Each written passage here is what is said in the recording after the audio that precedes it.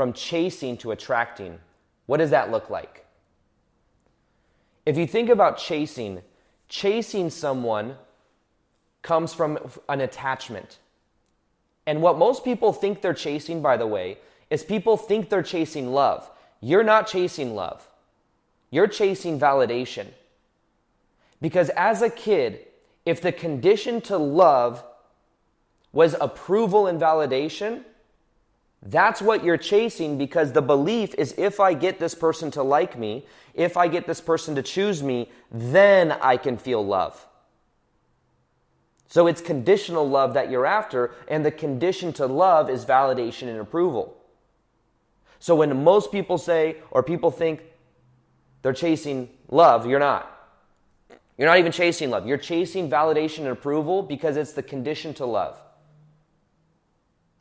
And that condition to love is something that you're trying to live up to. And the key to this is realizing that if mom and dad didn't approve of you as a kid, or you felt not seen, heard, soothed, or nurtured, what will happen is you will look for validation and approval in other people. Even though mom and dad aren't around anymore, you will look for it in your job, your boss, your coworkers, lovers, partners, etc. So a very important process here is understanding that maybe the key to this is looking at the inner child part of you that feels not seen, heard, soothed, or nurtured. Beginning to approve of that part of you. Because that part of you is the part of you that really wants to be seen by you. It just believes that because you're not paying attention to it, it's looking for it in external reality. Do you guys see this? So imagine this. What if you could validate yourself and approve of yourself, and by validating and approving of yourself, you then weren't attached to whether people liked you or not, because you liked you. And ironically enough, when you are good either way, whether someone likes you or not, you're in a powerful place because you're not attached. You think about it, I'm good either way. A magnet, you think about a magnet can both attract and repel depending on its polarity. So some of you, as being a magnet, might repel certain people and think it's a bad thing. It's a good thing. You want to repel superficial people. You want to repel emotionally unavailable people. You want to repel narcissists. You don't want to attract everyone. Do you want to attract psychopaths? Well, imagine somebody's like, I want to be a magnet. You're like, that person over there doesn't like me. Not that we also need to play perpetrator, victim, rescuer dynamics, because everyone thinks everyone's a narcissist. Everyone thinks everyone's all this other stuff, right? There's all these like labels that get thrown around so easily. Because everyone's so quick to say, perpetrator. And I'm not saying that doesn't exist. I'm just saying all of us on Instagram are psychologists, right? So it's like, that person's this. When in fact, a very healing part of this is re-owning and retaking back the power that's been projected out. Because the challenge with people, I think the challenge with the whole narcissism empath thing is that there's the villain, it's the perpetrator victim dynamic that just keeps getting played out. And everyone gets stuck in the blame game instead of owning the pattern that attracted it.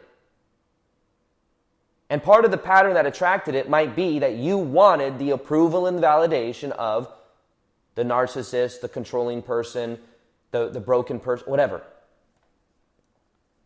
So realize that to be a magnet, you want to be a magnet. Why do you want to be a magnet? Let's be honest. You might want to be a magnet because isn't it a cool idea to imagine walking around and then just everyone just coming up to you? Like people say, I want to be magnetic. I want to attract love.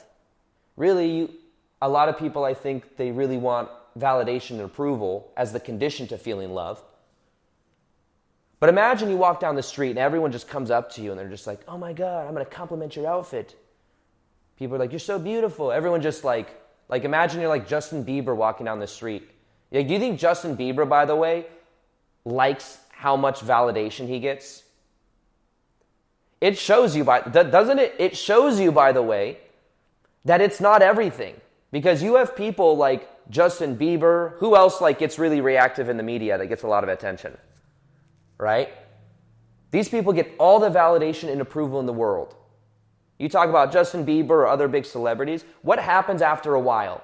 Probably at first they get famous and it's like they're getting all this validation and approval. Then they start going out to eat lunch and they're in their like Escalade and then people are coming up to them. And then eventually what happens, they start getting angry. They start like getting defensive. They're like, get away from me. And then eventually they're just like, it's not clocking. Or whatever that meme was, right? It shows you that validation and approval, and that could be annoying. You could say, well, there's different forms of validation and approval. At the very core, there's a level you'll get of validation and approval where you say, I wish I could be invisible. It shows you it's not everything. If all the validation and approval was fulfilling, Justin Bieber wouldn't be doing the clock thing. It's not clocking to you, like engaging with the paparazzi the way that he does. There's a quote by Jim Carrey that's like, I wish everyone could just get rich and famous to realize that that's not what really matters. It's not it. So the thing is if that's not it, and if there's a level, a degree of validation approval that just gets annoying, you might think you want to be magnetic, but maybe you don't. You don't want to be so magnetic. If you were magnetic that everyone's coming up to you, that everyone's just complimenting you, you'd like it for like a week, and then you'd be like, okay, it might even feel superficial. What you really want is deep connection. I don't know, maybe not. Maybe you're like, no, I just want the validation. I want to be rich. I want power. You only want the rich, the power, and all of that as a way of feeling powerful in place of like unconditional love or connection. And I'm not saying those things aren't luxuries and nice. I'm saying you still go after those, do whatever you want. But let's question how magnetic you really want to be. Now, here's the thing. You're like, I want to be magnetic, but you don't want to polarize people. Well, guess what? A magnet polarizes people. A magnet attracts and it repels based on its polarity. You want to repel superficial people, maybe. You might want to repel people that are narcissistic or controlling. You might want to repel psychopaths. You don't want to attract everyone. But the thing is you just assume that if somebody doesn't resonate with you, there's something wrong with me. Can you imagine a magnet going around being like, there's something wrong with me, I'm repelling some people. Good. You should. Good, you should. It's not clocking to you. Okay? It's not clocking. That's going to be this video is me just reenacting that. I don't even know if I'm saying it correct. I've seen it like twice. It was a meme on social media. We all saw it. But that just shows you Justin Bieber is proof that you can get all the validation and approval in the world and it's not enough. Not that it's not enough validation, but it's not it. It gets annoying. So people that think they want to be magnetic, how magnetic you want to be? You think you want to be magnetic. You'd get tired of it after a while. Of being so magnetic that it's based on validation and approval. What you really want is you probably really want to be seen and heard. Like that's probably what Justin is actually doing, by the way. When he's like, it's not clocking to you. He's like, I want people to understand and see and hear me because this feels uncomfortable and people are always around me. Like Justin Bieber's inner child really wants to be seen and heard, and he probably feels not understood because who the heck can relate to him? Does that make sense? I'm sure Justin Bieber feels like no one can relate to him of his like level of fame and his level of like his life even. And what he really wants is to be seen and heard. But instead he just gets validation and approval and attention, so much so that it's like annoying. It's not it. But then it's just not clocking. He probably does feel alone. Who knows? We're projecting. We're over here projecting. This is how he feels. We don't really know. The dude's been famous since he was like 9 years old. But I'm just saying, when people say they want to be a magnet, do you? Do you want to be a magnet? Someone says, why does a magnet repel but also pull in? It depends on the polarity. It's like if you own being a magnet, if you own being magnetic, it means you recognize you will attract people to you, you will repel people from you. It's okay. You don't want to attract everyone. The thing is imagine a magnet what is an example? I guess it's the type of metal. A magnet attracts, it doesn't control the process. It just is a magnet. And for you, the key is for you to just be yourself. You don't need to chase love. You don't need to chase approval. You don't need to chase validation. Those things are conditions that you think will bring you love and connection. Guess what actually brings you love and connection? Justin Bieber songs. Have you ever listened to some of his songs? You feel warm on the inside, right? Listen to some of his songs. I'm just kidding. Maybe, maybe not. Some of his songs are good, for sure. But what I'm saying is, what really will bring you love and connection is vulnerability, and vulnerability of expressing the real you and what's on the inside, not being attached to outcome. Just like a magnet is not trying to control what it attracts and doesn't attract. It just is. You be yourself. The vulnerability is a way of being yourself that acts as a filter that will repel away superficial people. It will repel away the people that don't resonate with you at a deep level. And guess what? That's okay. So in the same way that a magnet will attract and repel, the magnet isn't doing anything wrong by repelling people. Same for you. Just be honest with yourself. If you think you want everyone to like you, it's not love and connection you're after. It's approval and validation you're after, which is, you believe, the condition to being loved. Because as a kid, unconditional love may have not been the norm. The condition was, I want approval and validation. Approval and validation. And then we chase approval and validation thinking that's what we want. But remember, you can get all of that in the world like Justin Bieber, and you're just going to get annoyed at a certain point. Do a thought experiment and imagine walking down the street and just everyone just coming up to you like, oh my God, you're amazing. Oh my God, you're so cool. Oh my God. And just everywhere you go, there's just people just flocking over you. You'd like it for like a week, maybe 2 weeks, I don't know. You'd like it for a little bit and be like, oh, I'm so special. I'm so significant. But then eventually you'd be like, this is annoying. I don't need this anymore. It might also feel superficial. You might evolve past that. So kinda, sorta, you'll get tired of that. You'll get tired of it. And then what happens though is you feel like you're doing something wrong when you repel certain people. It's a good thing. Like think about this, when you think of boundaries.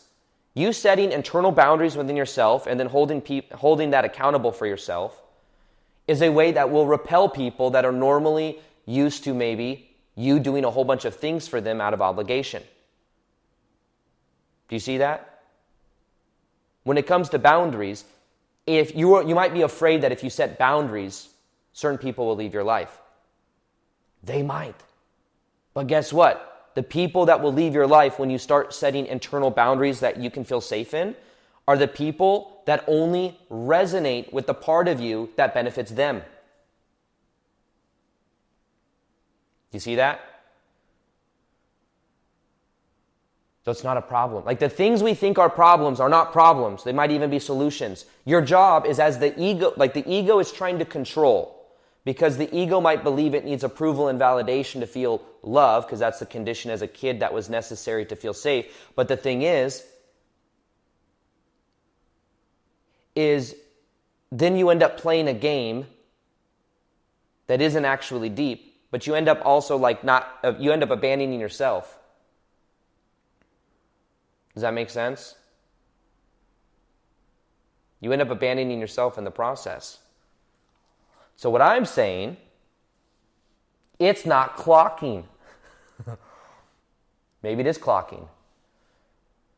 Do you ever think of that? He says it's not clocking. It is clocking. They just continue to do it because they want what they want.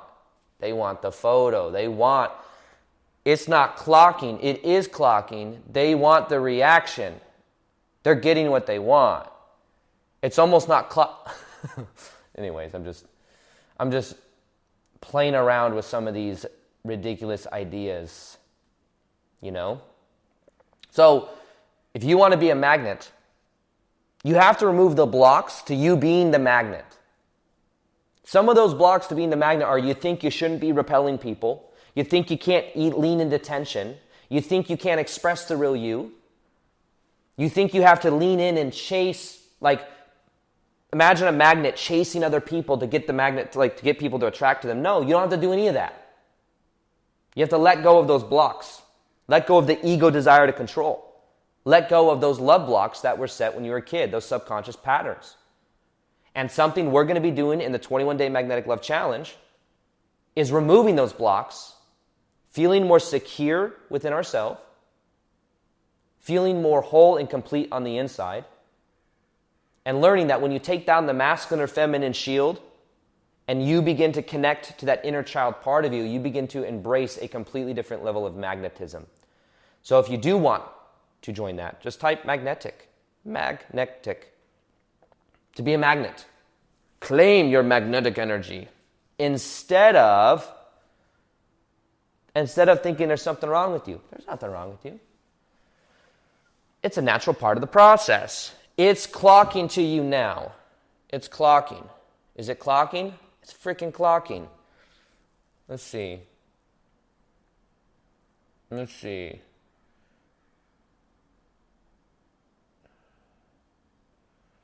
Someone says,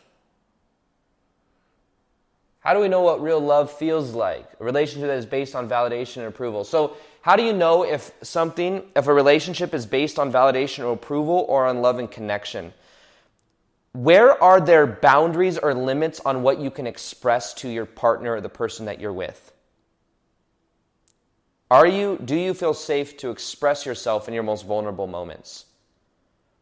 And are you afraid that if you do, you will get disapproval? You see, many times dating in general is a process that you go through where you learn as you go, through different experiences, through things coming up. And if being with the person is simply something, if you are trying to compete, what is your motivation behind the relationship? Is it, I want this person to like me, I want their approval and validation, and can you allow yourself to just be the real you, knowing that you don't have to control the outcome of what happens? And the more you approve of you and the more you accept you by being vulnerable, you then allow someone to actually choose you or not. It's just that a lot of times people are afraid of the disapproval, so they don't show that real side of themselves.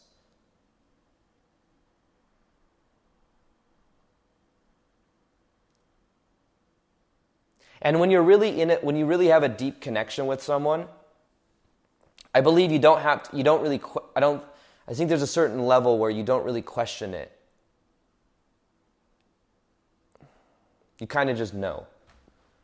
You kind of just feel it. You feel accepted. Part of it is, I think the real question here has to do with safety, feeling safe in a relationship to be yourself.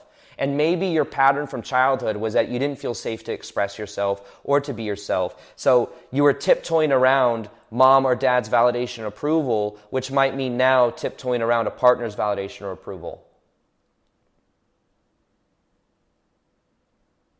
So some of the breakthrough here could be around, once again, vulnerability. Expressing the real you. Yeah, see, people are commenting. Vulnerability is a game changer. It really is. Vulnerability is a way of filtering people from your life that are superficial connections, and it's a way of allowing in people from your life that can really resonate with the real you. But how can the people find you if you're not being the real you? If you're tiptoeing around people, looking for their validation and approval, you're not being the real you. No wonder. They can't find you. Imagine it like an energy, like an energy you're putting out. If you're putting out your true self, you allow people to resonate and find you. But if you're putting out a distorted energy because you're pleasing other people, distortion in the radio signal. If you're trying to prove yourself to people, distortion in the field, distortion in the radio signal. It's like a little bit of static. When you're being the real you and you own yourself and you accept yourself and you can see, hear, soothe, and nurture the inner child part of yourself, that's where the magic is.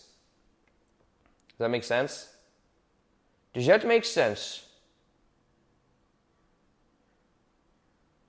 What if no one likes the real you? If you can be okay with no one liking the real you and you like you, that's where true freedom is. Sometimes I think people believe, is it really true that no one likes the real you? You might just believe people don't like the real you. Is that true though? Because sometimes confirmation bias, you get it in your mind and then you interpret every little thing someone does as, see, that person doesn't like me. How do you know they don't like you? Maybe you're projecting onto them they don't like you. Why you do that?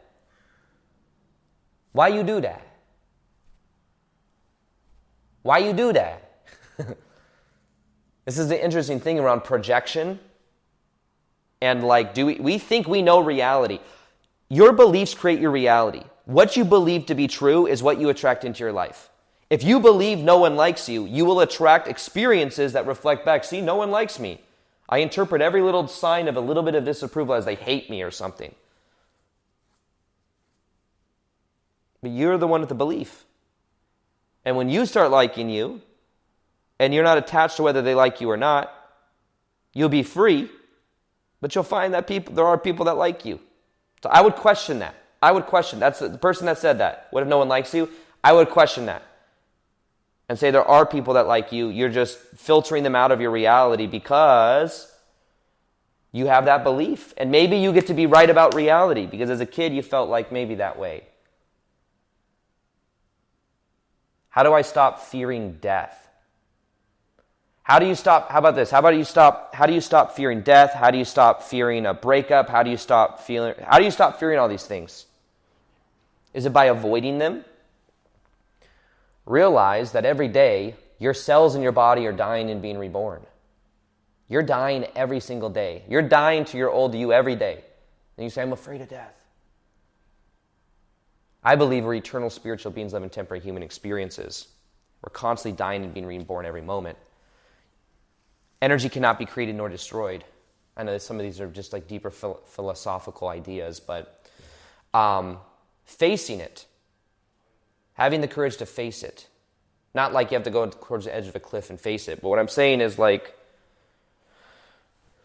I've gone through pretty deep, and anyways, I know this is kind of off topic, but there was in the book Autobiography of a Yogi, there's a quote from one of the mentors, his mentor, who talked about how he was afraid of the boogeyman or something under his bed. And then what he did is, his mom told him there was a ghost in a certain room. So he went in that room and stared it straight in the face. And he realized that the ghost wasn't there. And what he learned is if you have the courage to like face the fear and to feel it, it dissolves, it transforms. I believe it's the same thing with the idea of death.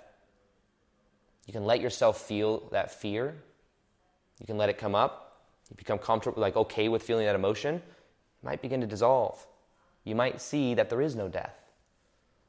Of course, there's death of the ego. There's death of the physical body. But you're an eternal spiritual being living a temporary human experience. You're in just a form right now. You've just forgotten who you are. Anyways, we've gotten on a tangent here.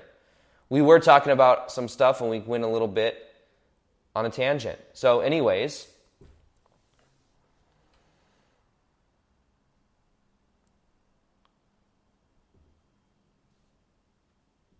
let's see. Let me read this. I'm magnetic, but when I attract people who are not at the level I want or are completely wrong target, what does that reveal? Do I not feel worthy or what I really want or the type of man career I want? So the question, I'm confused on the question. So when I attract people who are not at my level that you want, what does that reveal? Well, it might reveal the contrast from what you want to don't want. There's an echo a lot of times When you shift energy or you start becoming aware of things, you'll get an echo of like an old energy for a while. The true degree of change is not whether the external actually changes. It's whether the external can stay the same, but your response changes. And there'll be a temporary reflection in reality of the old. So you might say like, I'm going to say no to controlling people. And you'd say no to controlling people, and then someone else comes in your life and controlling. If that happens and you have shifted your energy, you continue to move through that instead of saying, okay, I guess I'm supposed to stay in this forever. There's an echo of the old. If you say, there's something wrong with me, see, I didn't shift. If the reflection changes, but your energy, if the reflection doesn't change, but your energy changes, that's where the true degree of change is also being able to accept and not internalize it so much. You know, it's a funny thing because sometimes we're like, we must change reality. We must change the patterns. And if we would accept them and let them be there and then choose from a level of awareness, that's where a lot of power can be too. Does that make sense? So what was your biggest insight from today so far? So we're talking about that of magnetic energy. We're talking about you being a magnet, owning your magnetism instead of repelling it. Instead of thinking there's something wrong with you for repelling certain people, it's not a problem. In fact, it's a solution. So it's like you being magnetic is you being not attached to outcome. If we take this a step further, a big part of what I teach is like the inner child part of us that felt like there was conditional love as a kid. When you think of these mechanisms, they're control mechanisms. The ego has control mechanisms. People pleaser, fixer, people that can sense other people's energies, what we call empaths. These are survival mechanisms created as a kid because there were conditions as a kid of how you had to be and how you had to relate to other people that were parts of conditional love. And a lot of times that's connected to approval and validation. And what I'm saying is that that's the ego's desire to control. When you let go and you let God, you are aware of this, you let go and you let God, that's where you allow magic to flow in. And I think when it comes to attracting love, there's way too much emphasis on the ego doing that job. The ego's like, how do I need to go here, I need to do this, I need to make the checklist, all these things. When in fact, when you let go of needing to attract love at all and you start embodying love, you then start perceiving of the love that's around you. Because remember, if love is around the corner, if love is close, it's still not here. You can only perceive of the energy that you are. But everyone's beating up the drum of love is in the future, love is in the future. I'm looking for love, looking for love, looking for love. And if you're looking for love, it's not here now, it's not here now, it's not here now. Where is it? It's not clocking. Where is it? Where's the love? A lot of times there might be an inner child part of us. It's like, where's the love? And we're like, we're looking for it. Little Johnny, we're going to find it soon. Maybe it's out there in the grand abyss. Maybe it's at the yoga studio. Maybe it's all the way over there. Maybe it's in an X. That's where the love is. But that's not love. That's approval and validation. Because that was the condition to love as a kid that was necessary to feel safe. But it's the ugly step. It's like the ugly step cousin or something of love. Love and connection comes from vulnerability, comes from expressing the real you, it comes from owning who you are, comes from self-acceptance, comes with focusing on your own life instead of trying to control reality to make it happen. It comes from trusting God. That's what we're going to be doing very soon. If you want to join the 21-Day Magnetic Love Challenge, you want to remove love blocks so that love starts chasing you. You want to let go of the subconscious patterns that are keeping you either single or in connections that aren't deep. If you want to strengthen the relationship you're already in and to go deeper, then what you can do is respond magnetic. See right there? And yeah, it's magically happening. And also when you join that, you will also get, those of you may know I'm doing a London live event here at the end of September 26th, 27th, 28th.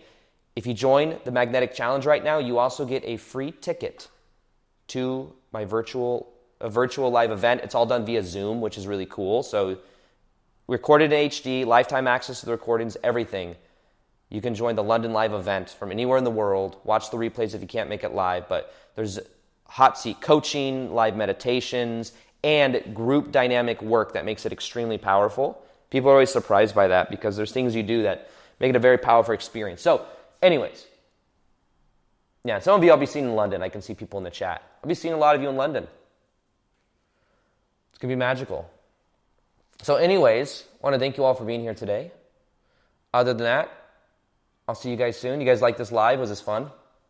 Basically, it's how to be a magnet. It's kind of like the idea. Anyways, thank you guys all for being here. And as always, peace, much love, and namaste.